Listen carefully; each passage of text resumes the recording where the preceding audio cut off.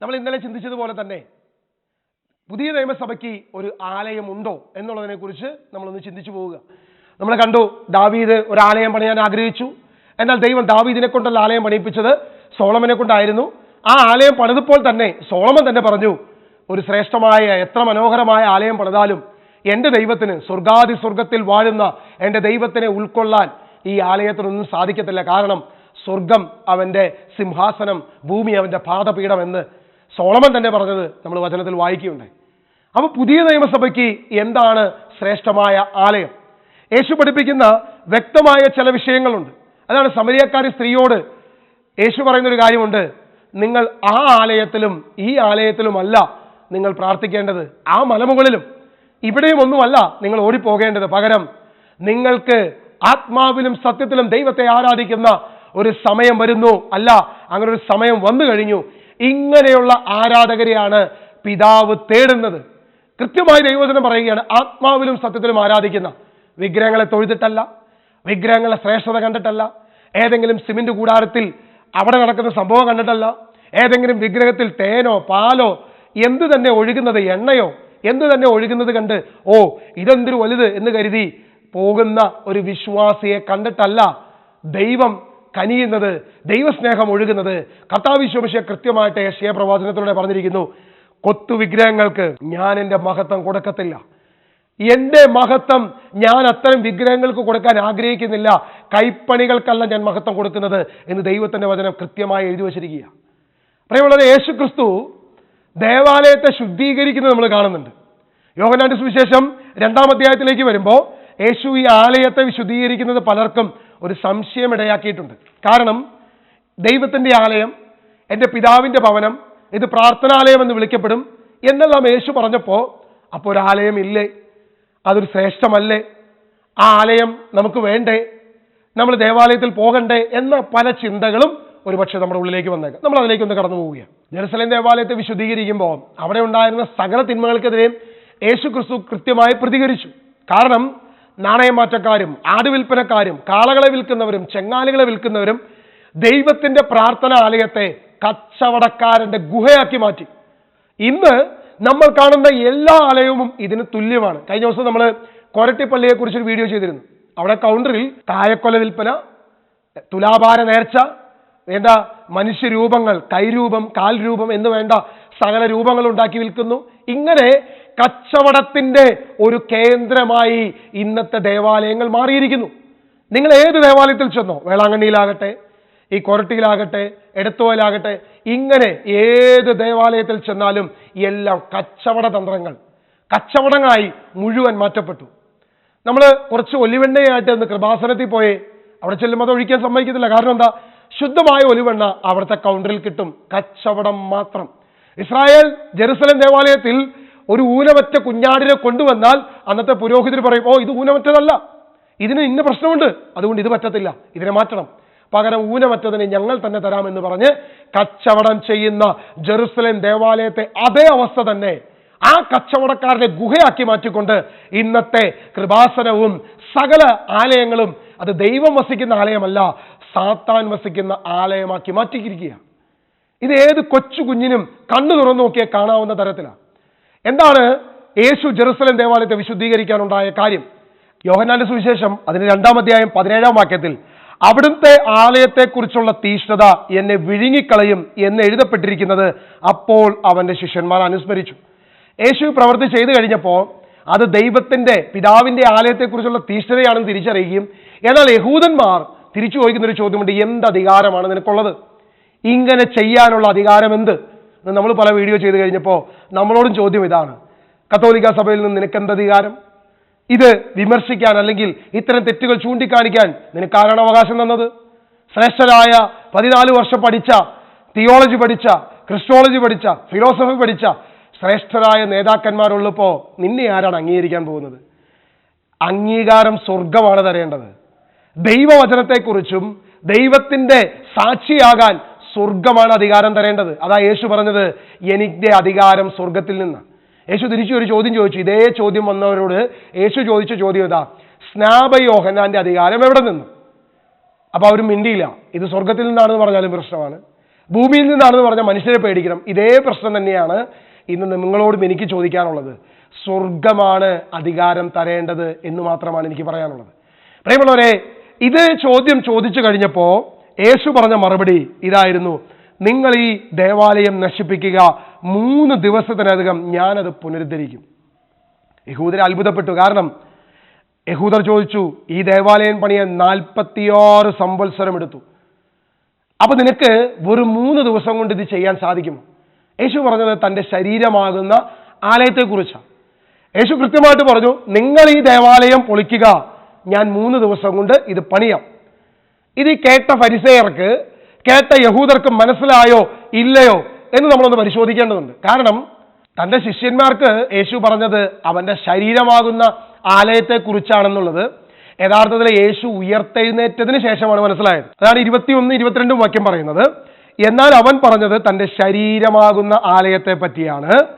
അവൻ മരിച്ചവരിൽ നിന്നും ഉയർപ്പിക്കപ്പെട്ടപ്പോൾ അവൻ്റെ ശിഷ്യന്മാർ അവൻ ഇത് പറഞ്ഞിരുന്നുവെന്ന് ഓർമ്മിക്കുകയും അങ്ങനെ വിശുദ്ധ ലിഖിതവും യേശു പ്രസ്താവിച്ച വചനങ്ങളും വിശ്വസിക്കുകയും ചെയ്തു. ശിഷ്യന്മാർക്ക് ഇത് മനസ്സിലായപ്പോഴാണ്. യേശു ഉയർത്തെഴുന്നേറ്റതിന് ശേഷമാണ് ശിഷ്യന്മാർക്ക് ഈ ബോധ്യം ലഭിച്ചത്. എന്നാൽ അതിനു മുൻപ് ഈ ബോധ്യം കിട്ടിയ ആളുകളുണ്ട് എന്നുള്ളതാണ് സത്യം. ശിഷ്യന്മാർക്ക് ഈ ബോധ്യം കിട്ടിക്കഴിഞ്ഞപ്പോൾ സ്തെഫാനോസിന്റെ പ്രസംഗത്തിൽ അപ്പോസ്തലപ്രവൃത്തി 7-ാം അധ്യായം 48 മുതൽ വാക്യങ്ങൾ ഇങ്ങനെ വായിക്കുന്നത്: എന്നാൽ കരങ്ങളാൽ നിർമ്മിതമായ ഭവനത്തിൽ അത്യുന്നതൻ വസിക്കുന്നില്ല. പ്രവാചകൻ ഇപ്രകാരം പറയുന്നു: സ്വർഗം എന്റെ സിംഹാസനം, ഭൂമി എന്റെ പാദപീഠം. കർത്താവ് അരുളി ചെയ്യുന്നു, ഏതു തരം ഭവനമാണ് നിങ്ങൾ എനിക്ക് വേണ്ടി നിർമ്മിക്കും? ഇവിടെ യേശുക്രിസ്തു ഉദ്ധരിച്ച നിങ്ങൾ ആണയിടരുത്, സ്വർഗം എന്റെ സിംഹാസനം, ഭൂമി എന്റെ പാദപീഠം എന്ന് യേശു പറഞ്ഞത് അത് പ്രവാചകന്മാർ പറഞ്ഞതാണെന്ന് ഇതാ സ്തെഫാനോസ് ഉച്ചരിക്കുക. സ്തെഫാനോസ് എന്ന് പറയുന്നത് യെശയ്യാ പ്രവചനം അതിന്റെ 66-ാം അധ്യായം 1-2 വാക്യങ്ങളാണ്. സ്വർഗം എന്റെ സിംഹാസനം, ഭൂമി എന്റെ പാദപീഠം എന്ന് പ്രവാചകൻ എഴുതിയിരിക്കുന്നു എന്ന് പറഞ്ഞ് ഇതാ യഹൂദരുടെ മുൻപിൽ നിങ്ങൾ പറയുന്ന ഈ ആലയത്തിന് ഒരു മഹിമയുമില്ല എന്ന് പറഞ്ഞുകൊണ്ട് ഇതാ സ്തെഫാനോസ് അവരുടെ വാദത്തെ പൂർണ്ണമായി തള്ളിക്കളയുകയാണ്. കാരണം സ്തെഫാനോസിനെതിരെ വന്ന ആരോപണം ഇതായിരുന്നു: ഇവൻ ദേവാലയത്തിനെതിരെ പഠിപ്പിക്കുന്നു. ഇന്ന് ജിൻഡോ വർഗീസ് എനിക്കെതിരെ വെച്ച ആരോപണം പോലെ തന്നെ ഏതെങ്കിലുമൊക്കെ ആലയം ശ്രേഷ്ഠമാണെന്നോ പ്രശസ്തമാണെന്നോ അതിൻ്റെ അകത്ത് ദൈവിക ശക്തിയുണ്ടെന്നോ അവിടെ മാത്രമേ ദൈവമുള്ളൂ എന്ന് പറയുമ്പോൾ, അല്ല, അത് വിശുദ്ധ ബൈബിൾ പറയുന്നതല്ല, അപ്പസ്തോല പാരമ്പര്യമല്ല എന്ന് ഞാൻ വിളിച്ചു പറയുമ്പോൾ എനിക്കെതിരെ ജിൻഡോ കൊണ്ടുവരുന്ന ആരോപണം ഇത് ആദ്യത്തെ ആരോപണമല്ല. സ്തെഫാനോസിനെതിരെ യഹൂദ പ്രമാണികൾ സന്നദ്ധിംഗ് സംഘം വെച്ച ആരോപണം തന്നെയാണ്. അത് അപ്പസ്തോല പ്രവൃത്തി 6-ാം അധ്യായത്തിൽ നമ്മൾ വായിക്കുന്നുണ്ട്. ഇവൻ ദേവാലയത്തിനെതിരെ സംസാരിക്കുന്നു. പക്ഷേ സ്തെഫാനോസ് അവിടെ കുലുങ്ങാൻ നിന്നില്ല. മനുഷ്യരുടെ ആരോപണങ്ങൾക്കെതിരെ അവൻ കൃത്യമായി ദൈവവചനം വെച്ച് മറുപടി പറഞ്ഞു. ഇങ്ങനെ പ്രവാചകൻ പറയുന്നു, യെശയ്യാ 66:1-2 വാക്യങ്ങൾ എഴുതപ്പെട്ടിരിക്കുന്നു: സ്വർഗം എന്റെ സിംഹാസനം, ഭൂമി എന്റെ പാദപീഠം. ഈ ആലയത്തിന്റെ പ്രത്യേകത ഇതാണ് എന്ന് പറയുക. കരനിർമ്മിതമായ ആലയത്തിൽ ദൈവം വസിക്കുന്നില്ല എന്ന് പ്രഖ്യാപിച്ചത് അപ്പസ്തോലനാണ്, സ്തെഫാനോസാണ് ആദ്യം പറഞ്ഞത്.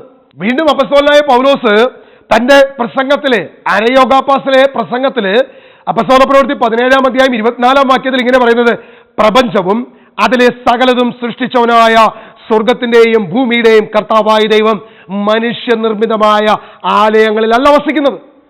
ഇന്ന് തങ്കിപ്പള്ളിയിൽ കാണുന്ന ആ മനുഷ്യനിർമ്മിതമായ മുടി വളരുന്ന രൂപത്തിൽ ദൈവമില്ല. ഈ പറയുന്ന ഒരു രൂപത്തിലും ഈ പറയുന്ന മനുഷ്യനിർമ്മിതമായ ഒരാലയത്തിലുമല്ല ദൈവം വസിക്കുന്നത് എന്ന് പഠിപ്പിച്ചത് അപ്പസ്തോല പാരമ്പര്യമാണ്.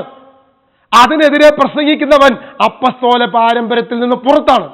ഏതെങ്കിലും ആലയത്തിലാണ് ദൈവമുണ്ട് എന്ന് നിങ്ങൾ പറയുന്നെങ്കിൽ അത് അപ്പസ്തോല പാരമ്പര്യത്തിനെതിരാണ്. ദൈവം വസിക്കുന്ന ദൈവത്തിന്റെ ആലയം എന്ന് പറയുന്നത് കൊരിന്തോസ് ലേഖനം അതിന്റെ 3-ാം അധ്യായം 16-ാം വാക്യം വ്യക്തമായിട്ട് പറയുന്നു: നിങ്ങൾ ദൈവത്തിന്റെ ആലയമാണ്, ദൈവത്തിന്റെ ആത്മാവ് നിങ്ങളിൽ വസിക്കുന്നു. ദൈവത്തിന്റെ ആത്മാവ് നിങ്ങളുടെ ഉള്ളിൽ വസിക്കുന്നു. ഇന്ന് ആ ആലയത്തെ ആർക്കും വേണ്ട.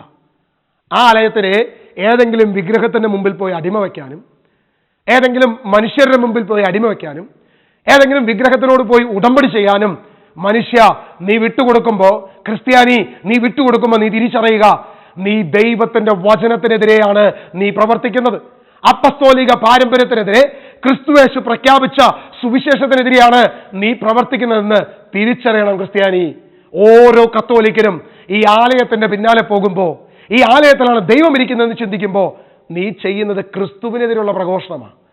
അപ്പസ്തോലിക പാരമ്പര്യത്തിന് എതിരെ ചെയ്യുന്ന തിന്മയാ, പാപമാ. അവിടെയാണ് ദൈവവചനപ്രകാരം നീ ചിന്തിക്കണമെന്ന് ഞാൻ പ്രസ്താവിക്കുന്നത്. യോഹന്നാന്റെ സുവിശേഷം ദേവാലയത്തെ വിശുദ്ധീകരിച്ചതിന് ശേഷം ആ യേശു ചെയ്ത പ്രവൃത്തി തന്റെ ശരീരമാകുന്ന ആലയത്തെക്കുറിച്ചാണെന്ന് ആർക്ക് മനസ്സിലായി? ഈ നിൽക്കുന്ന ശിഷ്യന്മാർക്ക് മനസ്സിലായി. എപ്പോ? അവൻ ഉയർത്തെഴുന്നേറ്റതിന് ശേഷം. എന്നാൽ നിങ്ങൾ ശ്രദ്ധിച്ചോ, യേശു ഈ വാക്യം പറഞ്ഞത് നിങ്ങൾ ഈ ആലയം പൊളിക്കുക, ഞാനത് പുനരുദ്ധരിക്കും. എന്നാൽ യേശുവിനെ ക്രൂശിക്കാൻ നേരത്ത്, യേശുവിനെ വിചാരണ ചെയ്യാൻ നേരത്ത് അവിടെ ഉണ്ടായിരുന്നവർ യേശുവിനെതിരെ തിരിഞ്ഞ് യേശുവിനെതിരെ വെച്ച ആരോപണങ്ങൾ എന്തായിരുന്നു എന്നുള്ളത് മത്തായി സുവിശേഷം 26-ാം അധ്യായം അതിന്റെ 61 മുതൽ യേശുവിനെതിരെയുള്ള ആരോപണം നമ്മൾ ഇങ്ങനെ വായിക്കുന്നത്.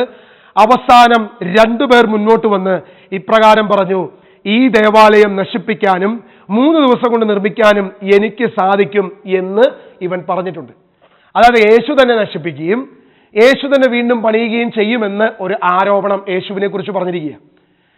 എന്റെ പ്രിയ സഹോദരങ്ങളെ, യേശു പറഞ്ഞത് നിങ്ങൾ ഈ ദേവാലയം നശിപ്പിക്കുക, ഞാൻ 3 ദിവസം കൊണ്ട് അത് പണിയും. എന്നാൽ ഇവർ യേശുവിനെതിരെ വെച്ച ആരോപണം എന്തായിരുന്നു?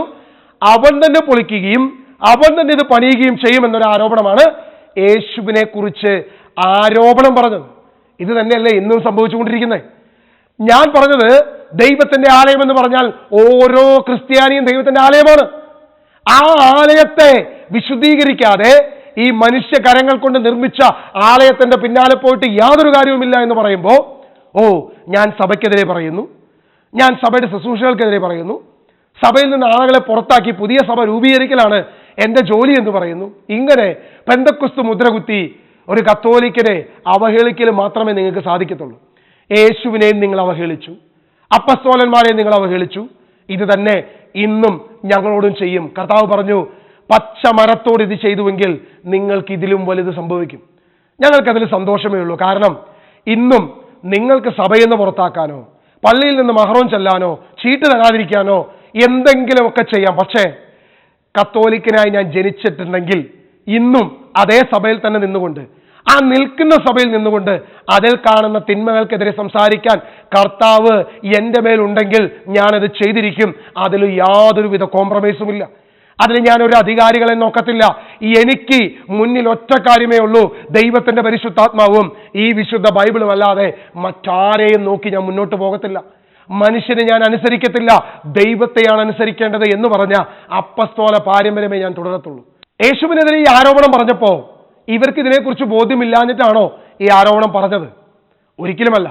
കാരണം യേശു മരണപ്പെട്ട് അവനെ അടക്കം ചെയ്തതിനു ശേഷം യേശുവിന്റെ കല്ലറയെ സൂക്ഷിക്കണമെന്ന് പറഞ്ഞ് ഓടി വന്നത് ആരാ? യേശു പറഞ്ഞു, തന്റെ ശരീരമാകുന്ന ആലയത്തെ നിങ്ങൾ പൊളിക്കുക, നശിപ്പിക്കുക, 3-ാം ദിവസം ഞാൻ എന്ത് ചെയ്യും? അത് പുതുക്കിപ്പണി. യേശു ഇത് പറഞ്ഞത് ശിഷ്യന്മാർക്ക് മനസ്സിലായില്ല. പക്ഷേ ഈ പറയുന്ന ഫരിസേയർക്ക് വ്യക്തമായത് മനസ്സിലായി, അവിടെ ഉണ്ടായിരുന്നവർക്ക് കൃത്യമായത് മനസ്സിലായി. ഇത് നമ്മൾ മനസ്സിലാക്കുന്ന മത്തായി സുവിശേഷം 27-ാം അധ്യായം 62 മുതൽ വാക്യങ്ങൾ. യേശുവിനെ കല്ലറയിൽ അടക്കം ചെയ്തതിന് ശേഷം ഉണ്ടായ ഒരു സന്ദർഭം നമ്മളവിടെ വായിക്കുക. പിറ്റേ ദിവസം, അതായത് ഒരുക്കത്തിന്റെ പിറ്റന്നാൾ, പ്രധാന പുരോഹിതന്മാരും ഫരിസേയരും പീലാത്തോസിന്റെ അടുക്കൽ ഒരുമിച്ച് കൂടി. അവർ പറഞ്ഞു, യജമാനനെ 3 ദിവസം കഴിഞ്ഞ് ഞാൻ ഉയർത്തെഴുന്നേൽക്കുമെന്ന് ആ വഞ്ചകൻ ജീവിച്ചിരുന്നപ്പോൾ പറഞ്ഞത് ഞങ്ങൾ ഓർമ്മിക്കുന്നു. അതിനാൽ 3 ദിവസം ശവകുടീരത്തിന് കാവലേർപ്പെടുത്താൻ ആജ്ഞാപിക്കുക, അല്ലെങ്കിൽ അവന്റെ ശിഷ്യന്മാർ വന്ന് അവനെ മോഷ്ടിക്കുകയും അവൻ മരിച്ചവരിൽ നിന്ന് ഉദ്ധാനം ചെയ്തുവെന്ന് ജനങ്ങളോട് പറയുകയും ചെയ്യും. അങ്ങനെ അവസാനത്തെ വഞ്ചന ആദ്യത്തേതിനേക്കാൾ ഗുരുതരമാകും. ഇത് പറയുമ്പോൾ നിങ്ങൾ ശ്രദ്ധിക്കുക, ഫരിസേയർക്ക് മനസ്സിലായി യേശു പറഞ്ഞത് തന്റെ ശരീരമാകുന്ന ആലയത്തെക്കുറിച്ചാ. അവൻ 3-ാം ദിവസം ഉയർത്തെഴുന്നേൽക്കുമെന്ന് അവൻ പറഞ്ഞിട്ടുണ്ട്, അത് സംഭവിക്കും, അല്ലെങ്കിൽ അങ്ങനെ സംഭവിച്ചു എന്ന് ഇവർ പറയുമെന്ന് ആര് പറയുക? ഫരിസേയർ വന്ന് യേശുവിന്റെ കല്ലറയ്ക്ക് കാവലേർപ്പെടുത്താൻ പറയുക. അപ്പൊ ഈ ഫരിസേയർക്ക് മനസ്സിലാകാഞ്ഞിട്ടാണോ? അവർക്ക് വ്യക്തമായി യേശുവിന്റെ പ്രബോധനം മനസ്സിലായി, യേശു പറഞ്ഞത് തന്റെ ശരീരമാകുന്ന ആലയത്തെക്കുറിച്ചാണ്. പക്ഷെ ശിഷ്യന്മാർക്ക് അത് ക്ലിയർ ആയിട്ടില്ല. നിങ്ങൾ ശ്രദ്ധിച്ചേ, ഞാൻ ഈ പറയുന്ന വിഗ്രഹങ്ങളെക്കുറിച്ചും ഞാൻ ഈ പറയുന്ന അന്യ ആരാധനകളെക്കുറിച്ചും ക്രിസ്തീയമല്ലാത്ത ആചാര പ്രവൃത്തികളെക്കുറിച്ചും ഇവിടെയുള്ള ഓരോ അധികാരിക്കും അറിയാം, ഓരോ പുരോഹിതർക്കും അറിയാം, ഓരോ ബിഷപ്പുമാർക്കും അറിയാം, ഓരോ ക്രിസ്തീയ വിശ്വാസിക്കും അറിയാം. ഞാൻ ഈ പറയുന്നത് വിശുദ്ധ ബൈബിൾ പ്രകാരമാണ്, പാരമ്പര്യ പ്രകാരമാണ്, അപ്പസ്തോലിക പഠിപ്പിക്കൽ പ്രകാരമാണെന്ന്. ഒരൊറ്റ ആൾ പോലും അതിനെ എതിർക്കാൻ പറ്റത്തില്ല. പക്ഷേ സാധാ വിശ്വാസി വന്നിട്ട് പറയും, അല്ലെങ്കിൽ ചിലർ വന്നിട്ട് പറയും, ഓ അവനൊരിക്കലും കത്തോലിക്കനല്ല, ഇങ്ങനെ പറഞ്ഞുകൊണ്ടിരിക്കും. കാരണം എന്താ? ദൈവവചന പ്രകാരം, ചരിത്ര പുസ്തകങ്ങൾ പ്രകാരം, സഭയുടെ ആധികാരികമായ ഗ്രന്ഥപ്രകാരം നിങ്ങൾ തെളിയിച്ച് കാണിക്കുക. ഞാൻ ഈ പറഞ്ഞ ആരോപണങ്ങൾ തെറ്റാണെങ്കിൽ കൃത്യമായി ചർച്ച ചെയ്യാൻ ഞാൻ തയ്യാറാണ്. ഞാൻ ഈ പറഞ്ഞ പ്രസ്താവനകൾ പിൻവലിക്കാൻ ഞാൻ തയ്യാറാണ്. പക്ഷെ തെളിയിക്കണം. എന്ത്? ഈ വിഗ്രഹാരാധന ആദിമസഭയിൽ ഉണ്ടായിരുന്നു, യേശുവിന്റെ ചിത്രം ആദിമസഭയിൽ വരച്ചിരുന്നു. ഇങ്ങനെയുള്ള എല്ലാ മേഖലകളും ചരിത്രത്തിന്റെ ഗ്രന്ഥങ്ങളുടെ തെളിവുകളടക്കമാണ് ഞാൻ വെച്ചിരിക്കുന്നത്. ഒരാലയത്തിലും ഇങ്ങനെയുള്ള രീതികൾ ഉണ്ടായിരുന്നില്ല. ആദിമസഭ ആലയത്തെ പ്രതിയല്ല, അവന്റെ ശരീരം ദൈവത്തിന്റെ ആലയമാണെന്ന് അവർ വിശ്വസിച്ചിരുന്നു. അതാണ് ആദിമസഭയുടെ വിശ്വാസം. ഇന്ന് നമ്മൾ ഈ ആലയത്തിന്റെ പിന്നാലെ ഓടി നടക്കുന്ന പോലെ ഒരു വിശ്വാസം അവർക്ക് ഉണ്ടായിരുന്നില്ല എന്ന് സത്യം തന്നെയാണ്. യേശു പറഞ്ഞ ഒറ്റ വാക്കിനും മാറ്റമില്ല. കല്ലിന്മേൽ കല്ല് ശേഷിക്കാതെ ഈ ആലയം നശിപ്പിക്കപ്പെടുമെന്ന് യേശു പറഞ്ഞു. AD 70-കളിൽ ടൈറ്റസിന്റെ സൈന്യം വന്ന് കല്ലിന്മേൽ കല്ല് ശേഷിക്കാത്ത വണ്ണം അതിനെ കത്തിച്ച് അതിന്റെ ഉള്ളിലുള്ള സ്വർണം മുഴുവൻ ഉരുകി ഒലിച്ചു വന്നപ്പോ ഓരോ കല്ലുകളുടെ ഇടയിലുള്ള സ്വർണം കിട്ടാനായി അന്നുണ്ടായിരുന്ന രാജാക്കന്മാർ ജെറുസലേം ദേവാലയത്തിന്റെ ഓരോ കല്ലുകളെയും ഇളക്കി അടിത്തറ വരെ ഇളക്കിയത് ചരിത്രമാണ്. AD 150 ഒരു കല്ല് പോലും ശേഷിക്കാത്ത വണ്ണം ആലയം പൂർണ്ണമായി നശിച്ചു. ആദിമസഭയുടെ പാരമ്പര്യം 2 കൊറിന്തോസ് അതിന്റെ 6-ാം അധ്യായം 16 മുതൽ വാക്യങ്ങൾ. ദൈവത്തിന്റെ ആലയത്തിന് വിഗ്രഹങ്ങളുമായി എന്തു പൊരുത്തമാണുള്ളത്? നമ്മൾ ജീവിക്കുന്ന ദൈവത്തിന്റെ ആലയമാണ്.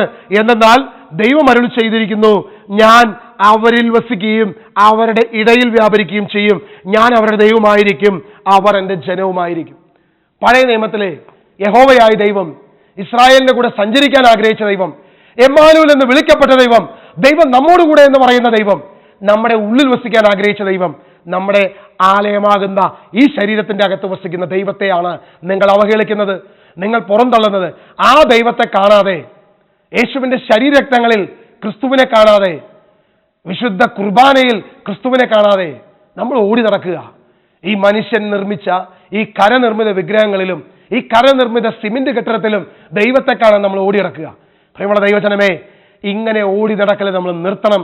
പകരം എന്നിലേക്ക് ഞാൻ തിരിയണം. എൻ്റെ ഉള്ളിൽ ദൈവം ഈ ശരീരത്തെ ദൈവത്തിന്റെ ആലയമാക്കി, ദൈവത്തിന്റെ പരിശുദ്ധാത്മാവിനെ ഇതിന്റെ അകത്ത് നിവേശിപ്പിച്ച് പരിശുദ്ധാത്മാവിന്റെ ആലയമായി മാമോദീസായിലൂടെ, സ്നാനത്തിലൂടെ മുദ്ര ചെയ്തിരിക്കുന്ന നിന്റെ ശരീരത്തിന്റെ അകത്ത് ദൈവത്തിന്റെ ആലയമാക്കി മാറ്റിക്കൊണ്ട് ആ ആലയം പരിശുദ്ധമാണെന്ന് പറഞ്ഞ കർത്താവിനോട് പൂർണ്ണമായി വിശ്വസ്തനായിരിക്കാൻ ദൈവം നമ്മെ അനുഗ്രഹിക്കട്ടെ. പുതിയ നിയമപ്രകാരം ഒരൊറ്റ ആലയം, അത് നിന്റെ ശരീരമാണെന്ന് തിരിച്ചറിയുവാൻ കർത്താവ് നമുക്ക് കൃപ നൽകട്ടെ എന്ന് പ്രാർത്ഥിച്ചുകൊണ്ട് ഞാൻ നിർത്തുന്നു. ദൈവം നമ്മെ അനുഗ്രഹിക്കട്ടെ. ആമേൻ.